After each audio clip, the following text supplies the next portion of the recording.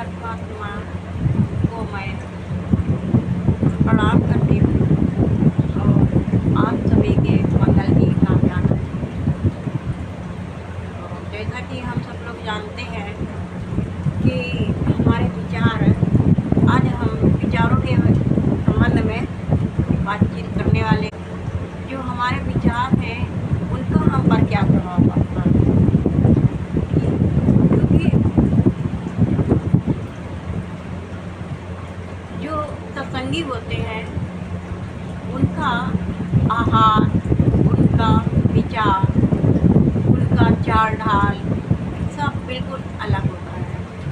और अलग इसलिए होता है कि वो परमात्मा के रंग में रंगे हुए होते हैं और उनकी हर बात को अमल करके जीवन में उतारने की कोशिश करते हैं।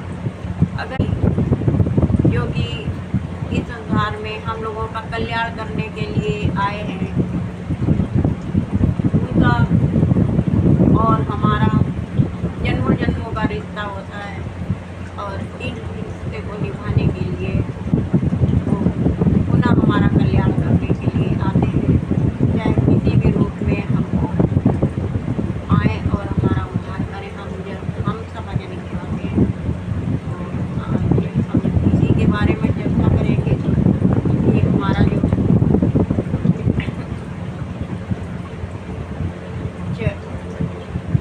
विचार है वो किस तरह से परेशान करता है। एक बार अखबार ने बीरबल से कहा कि क्या जो हम सोचते हैं बुरा किसी का, तो क्या उसको पता चल जाता है।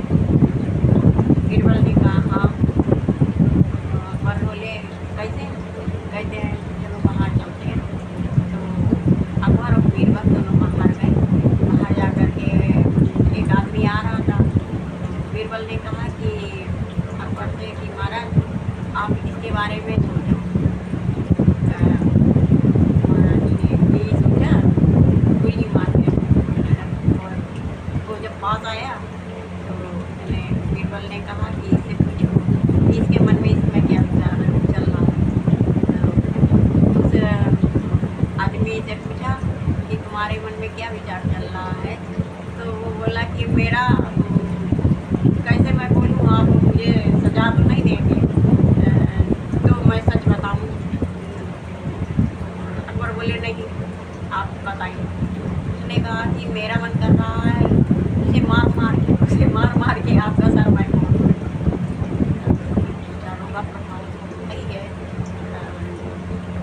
इसीलिए अगर आप किसी के बारे में कुछ सोच रहे हैं तो अच्छा ही सोचिए। और अगर आपके साथ कोई बुरा कर रहा है तो उस बुराई को आप क्षमा कर दें, उसको क्षमा करने और बोलें।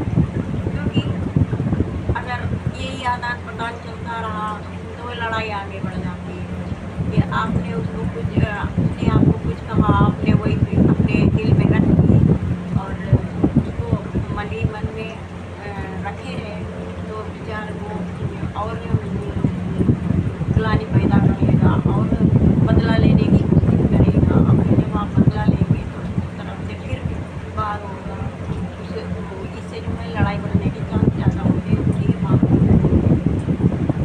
हमारे सदगुरु का यही कहना है कि लड़ाई या